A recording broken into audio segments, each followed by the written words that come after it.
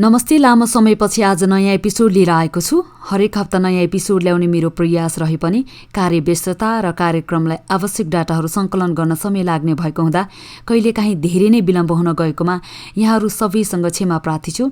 आजको एपिसोडमा वरिष्ठ गायक, नेपाली सङ्गीत आकाशमा वियोगान्तको बादशाह, मेलोडी किङ आदि उपनामले सम्झिने स्वर्गीय गायक अरुण थापाको बारेमा धेरैभन्दा धेरै जानकारी दिने भरपूर प्रयास गर्नेछु। मलाई आशा छ यहाँहरूले सुनेर मलाई भरपूर साथ दिनुहुनेछ। स्वर्गीय गायक अरुण थापाको बारेमा आधिकारिक तथ्याङ्कहरू त्यति धेरै भेटिँदैन, त्यसैले यो एपिसोड तयार पार्न मलाई धेरै नै मेहनत गर्नु परेको थियो। आशा छ आजको कार्यक्रम सुनेर स्वर्गीय सर्वप्रिय गायक अरुण थापाको बारेमा यहाँहरूले धेरैभन्दा धेरै जानकारी प्राप्त गर्नुहुनेछ। शिशु ऋतुको आगमनले आफ्नो वरपरको वातावरण उराठ लाग्दो देखिए पनि गन्जु थापा र शान्ति थापाको घरमा भने वसन्त ऋतुको प्रवेश भए झैँ भएको थियो। यसको कारण थियो उनीहरूको जीवनमा पहिलो सन्तानको रूपमा उदाएको अरुण। 2009 साल माघ 11 गते सन् 2052 जनवरीको महिनामा भारतको कलकत्तामा रहेको महावाणिज्य दूतावासमा जन्मिएका थिए अरुण थापा। अरुण थापाको बुवा अर्थात् गन्जु थापा नेपालमा नेपाल बैंकको अधिकृत लेभलको कर्मचारी थिए भनिए पनि 2009 सालतिर भारतमा के गर्नुहुन्थ्यो र केका लागि भारतमा बसोबास गरिरहनु भएको थियो भनेर प्रश्नसँग कतै पनि खुलाइएको भने मैले भेटिनँ। तर धेरैजनाले भारतको कलकत्तामा रहेको महावाणिज्य दूतावासमा अरुण थापा जन्मिएको हुनाले अरुण थापाको बुवा पनि त्यहीँको कर्मचारी थिए कि भनेर अनुमान लगाएको भने भेटेको थिएँ। तर यसलाई पनि पुष्टि गर्ने कुनै आधिकारिक तथ्याङ्क भने मैले भेटिनँ। बुवा गन्जु थापा भारतमै भएको कारण गायक अरुण थापाको प्राथमिक लेभलको पढाइ भारतमै भयो। अरुण थापाले भारतको दार्जिलिङ लगायत भारतको विभिन्न ठाउँमा अध्ययन गरे पनि एसएलसी भने काठमाडौँको ठमेलमा रहेको जेपी हाई स्कुल अर्थात् श्री जुद्धोदय माध्यमिक विद्यालयबाट 2028 सालमा उत्तीर्ण गरे। भारतबाट नेपाल फर्केपछि नेपालको सबैभन्दा पुरानो र पहिलो बैंक नेपाल बैंकको उच्च अधिकृत आफ्नो बुवा गन्जु थापा भएको कारण अरुण थापाको बाल्यकाल आर्थिक अभाव बिना सुविधा सम्पन्न तरिकाले व्यतीत भयो। 2 भाइहरू र 1 बहिनीको प्रिय दाजु अरुण थापा सानैदेखि पढाइभन्दा अतिरिक्त क्रियाकलापमा रुचि राख्थे। गीत, सङ्गीत, खेलकुद र विशेष गरी पौडी खेल्न मन पराउने अरुण थापालाई नेपाली सङ्गीत क्षेत्रमा मेलोडी किङ पनि भन्ने गरिन्छ। विक्रम सम्वत 2030 सालतिर गन्जु थापा अर्थात् अरुण थापाको बुवाको जागिर पोखराको नेपाल बैंक शाखामा सरुवा भएपछि अरुण थापा पनि आफ्नो बुवासँगै पोखरा गएका थिए। 2028 सालमा 19 वर्षको उमेरमा जुद्धोदय माध्यमिक विद्यालयबाट एसएलसी उत्तीर्ण गरेका अरुण थापा उच्च शिक्षाको लागि पृथ्वीनारायण क्याम्पस पोखरामा भर्ना भए। पोखरा बसाइको क्रममा अरुण थापाको भेटघाट र सङ्गत पोखराका त्यति बेलाका जल्दोबल्दो युवाहरू साहित्यकार सरूभक्त, गीतकार विनोद गौचन, गायक सरोज गोपाल वज्राचार्य, नवराज कार्की लगायतसँग हुन थाल्यो भने यता 2032 सालमा रेडियो नेपालमा स्वर परीक्षा पास गरेपछि रेडियो नेपालमा कार्यरत त्यति बेलाका चर्चित सङ्गीतकार नाति काजी, शिवशङ्कर लगायतका सङ्गीत स्रष्टाहरूसँगको सामिप्यता पनि बढ्दै थियो। रेडियो नेपालबाट स्वर परीक्षा पास गरेपछि ओम विक्रम विष्टको सङ्गीत र अश्विन गुरुङको शब्द रचना रहेको कतै टाढा तिमीबाट पुगे भने बोलको गीत रेडियो नेपालमा रेकर्ड गर्ने अवसर पाएका थिए। तर त्यो गीतले खासै चर्चा भने पाउन सकेन। तर अरुण थापाको पहिलो गीतले चर्चा पाए पनि नपाए पनि अरुण थापा नेपाली सङ्गीत स्रष्टाहरूमाझ उदयमान साङ्गीतिक तारा साबित हुँदै थिए। त्यति बेला आयोजना हुने साना ठुला कार्यक्रमहरूमा अरुण थापाको आवाजमा मन्त्रमुग्ध हुनेहरूको जमात बढ्दै थियो। यसै सिलसिलामा 2033-34 सालतिर पृथ्वीनारायण क्याम्पस पोखरामा स्वतन्त्र विद्यार्थी युनियनले आयोजना गरेको कार्यक्रममा इन्डियन गायक किशोर कुमारले गाएको मेरा जीवन कोरा कागज कोरै रहेगा बोलको गीत गाएका थिए। अरुण थापाले गाएको यो गीत सुनेपछि अरुण थापाको फ्यान भएकी पोखराकी विमला पालिखे नाम गरेकी एक युवतीले अरुण थापालाई प्रेम प्रस्ताव राखिन्। कोमल हृदयका अरुण थापाले उक्त युवतीको प्रेम प्रस्ताव स्वीकार गरेपछि सुरु भयो अरुण थापाको दुर्दशा र दुर्दिनहरू। विमला पालिखे पोखराकी सम्पन्न नेवार परिवारकी छोरी थिइन्। राष्ट्रिय खेलकुद परिषदका पूर्व सचिव विनोद शङ्कर पालिखेको बहिनी थिइन् विमला पालिखे। तर अरुण थापा मगर थापा थिए। अरुण थापा र विमलाको अन्तर्जातीय प्रेमलाई विमलाको परिवारले स्वीकार्ने कुरै भएन। अहिले त परिवर्तन भइ नसकेको हाम्रो समाजमा त्यति बेला त झन् अन्तर्जातीय सम्बन्ध र विवाहलाई सहज मान्ने समाजको सामाजिक विकास भएकै थिएन। परिवारले आफूहरूको प्रेम सम्बन्धलाई स्वीकार नगरेपछि विमला र अरुण थापासँग भाग्नु र भगाउनुको विकल्प थिएन। त्यसैले यो जोडीले 2034 सालमा काठमाडौँको गुह्येश्वरी मन्दिरमा भागेर विवाह गरे। यो विवाहको लागि आवश्यक सहयोग र बन्दोबस्त मिलाइदिएका थिए वरिष्ठ गायक ओम विक्रम बिष्ट र उनका सहकर्मीहरूले। विवाहको यो समयसम्म अरुण थापा सानो ठूलो कार्यक्रमहरू र रेडियो नेपालबाट समेत पुरस्कृत भइसकेका थिए।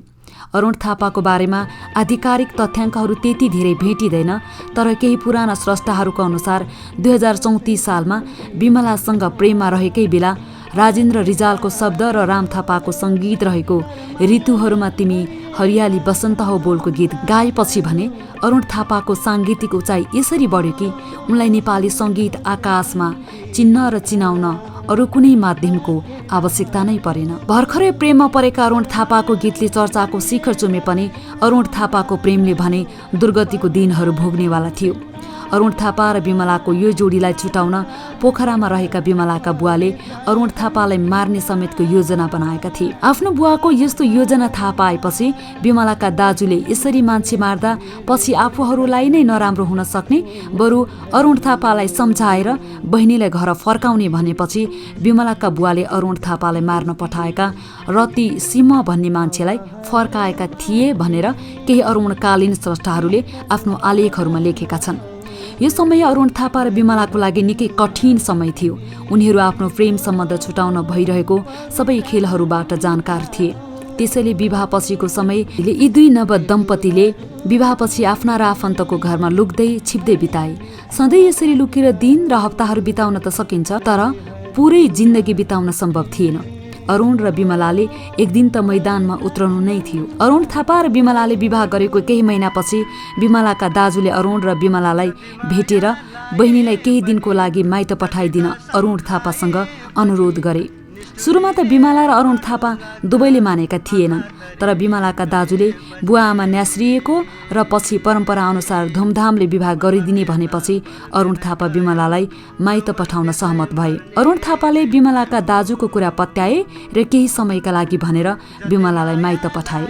तर अफसोस न अरुण थापाले सोचेको जस्तो भयो, न विमलाका दाजुले भनेको जस्तो नै गरे। केही समयको लागि भनेर लगिएकी विमलालाई विमलाको परिवारले अरुण थापाको साथमा पठाउनुको सट्टा भोजपुरतिर विवाह गरिदिए। सारा जिन्दगी सँगै बिताउँछु भनेर विवाह बन्धनमा समेत बाँधिएकी आफ्नो प्रेमिकालाई यसरी आफूबाट छुटाई अन्तै विवाह समेत गराइदिएको थाहा पाएपछि अरुण थापालाई असह्य भयो।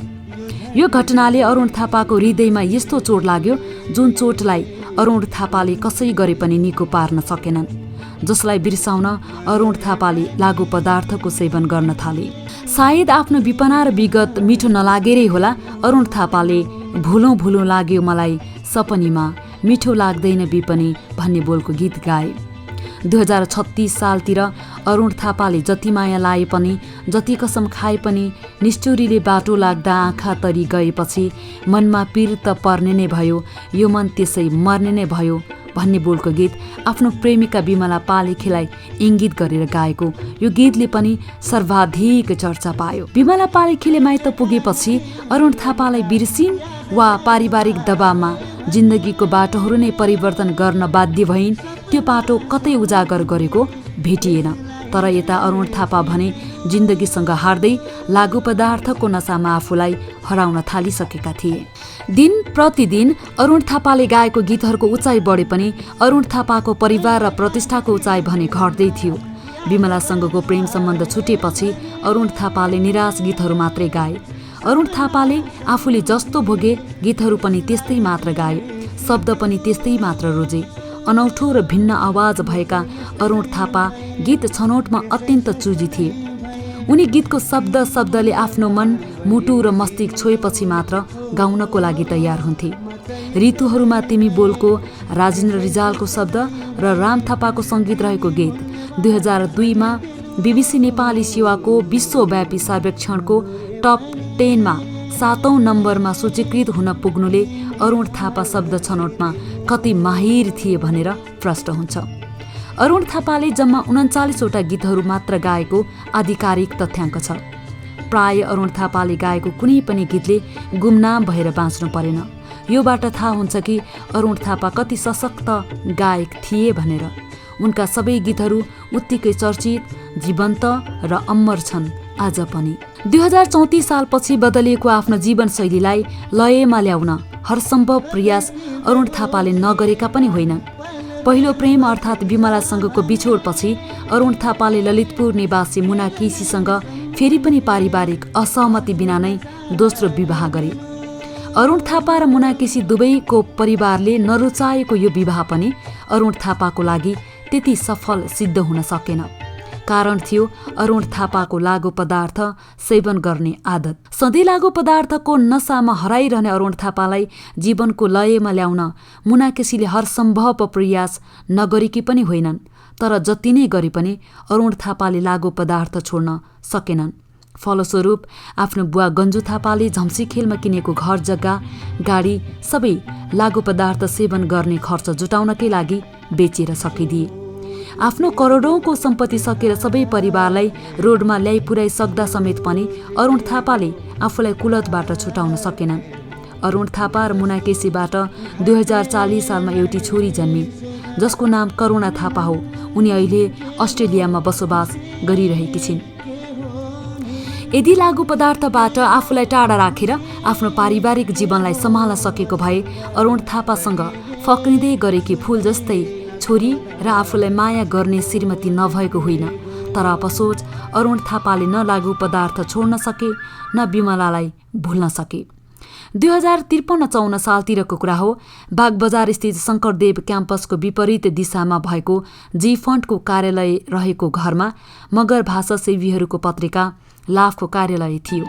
उक्त घरको चौथो तल्लामा अरुण थापाको आफ्नै गीतहरूको एल्बमको लोकार्पण कार्यक्रम थियो। त्यहाँ उपस्थित करिब 50 जनाले आधा घण्टासम्म चुपचाप अरुण थापालाई कुरिरहे। कसैले पनि कल्पना गरेका थिएनन् कि अरुण थापाले आफ्नै गीतको एल्बम लोकार्पण कार्यक्रममा यति विलम्ब गर्लान् भनेर। 1 घण्टासम्म पनि अरुण थापा नआएपछि एल्बम लोकार्पणका प्रमुख अतिथि साहित्यकार बैरागी काइलाले भगवानलाई कुरे जस्तो नकुरौँ, अब के गर्ने हो गरौँ भनेर अरुण थापाको अनुपस्थितिमै अरुण एल्बमको लोकार्पण गरेका थिए। कल्पना गर्न सकिन्न कि कोही कलाकार आफ्नो गीती एल्बमको लोकार्पण समारोहमा आफै छुटोस्। तर यसमा अरुण थापा अपवाद रहे।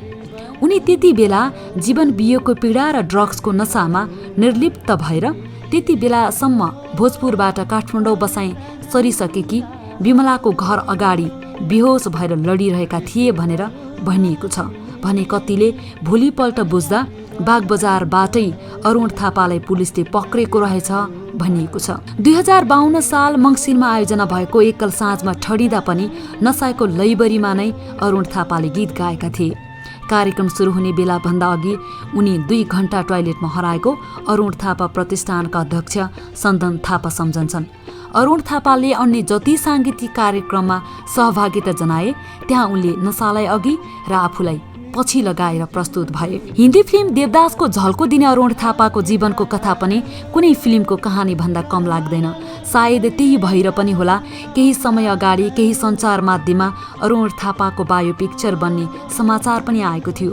आफ्नो पहिलो सन्तान जसले आफ्ना भाइ बहिनीलाई सही मार्ग निर्देशन गरोस् भन्ने हरेक आमा बुवालाई हुन्छ। तर दुर्भाग्य गन्जु थापा र शान्ति थापाको जीवनमा भने त्यस्तो हुन सकेन। आफ्नो पहिलो सन्तानको दुर्दशाहरू आफ्नै आँखाले हेरिरहेका गन्जु थापा र शान्ति थापामा के बितिरहेको थियो होला जो कसैले अनुमान गर्न सक्दैन। त्यति बेला गीत गाएकै भरमा बाँच्न सक्ने अवस्था थिएन। त्यही भएर अरुण थापालाई बुवा गन्जु थापाले विराटनगरको नेपाल बैंकको शाखामा जागिर पनि लगाइदिएका थिए। तर अरुण थापा जागिर खान पटक्कै चाहँदैनथे। अन्यल अन्धकार र उराट जिन्दगी बाँचिरहेको अरुण थापाको अवस्था देखेर गन्जु थापा र शान्ति थापाको मनमा अशान्तिको हुन्डरी नै चलिरहेको थियो। आफ्नो छोरा अरुण थापा सुध्रिएको हेर्ने रहरमै सीमित राखेर गन्जु थापाले 2038 सालमा जीवनको अन्तिम श्वास फेरे। बुवा गन्जु थापा बितेको 1 वर्ष पनि नहुँदै 2039 सालमा आमा शान्ति थापाले पनि अरुण थापालाई सधैँका लागि छोडेर गइन्।